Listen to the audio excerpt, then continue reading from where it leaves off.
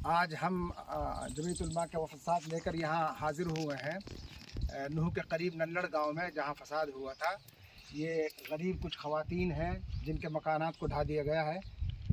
हम सब यहाँ पर हज़रत मौलाना सैयद अरशद मदनी के हुक्म पर हाजिर हुए हैं। हमारे साथ हज़रत मौलाना खालिद साहब हैं जो साबिक़ सदर जमीयत उलमा हरियाणा पंजाब, हज़रत हाजी रमज़ान साहब हैं जो इस ज़िले के सदर हैं, मौलाना शरीफ साहब हैं जो हल्का पिनंगवा के ज़िम्मेदार हैं। हम सब यहाँ पर इनकी अबूरी राहत के लिए और वक्ती माली मदद के लिए यहाँ पर आए हैं। हम कल भी आए थे और कुछ ख़वातीन को हमने माली मदद की थी, कुछ बाकी रह गई हैं। आज उनकी माली मदद हज़रत खालिद साहब के हाथ से करवाएंगे इंशाअल्लाह। इस वक्त दो बातें कुछ हौसला देने के लिए हज़रत खालिद साहब फरमाएंगे। करीब निकले।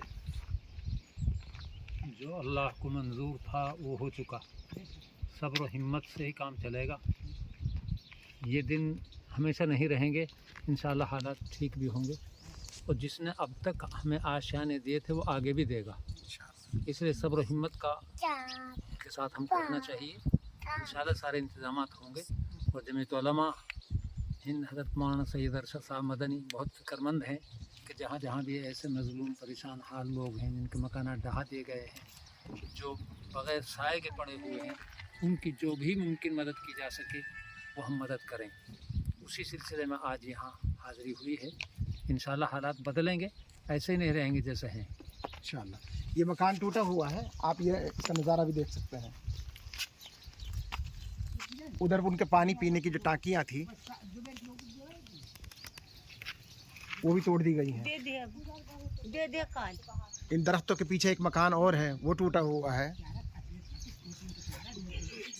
उधर साइड में दूर देखेंगे तो वहाँ भी मकानात टूटे हुए हैं। उन सब मकानात से इन ख़वातीन को यहाँ जमा कर लिया गया है। बस अब बंद कर दे, अब फोटो ले लीजिए।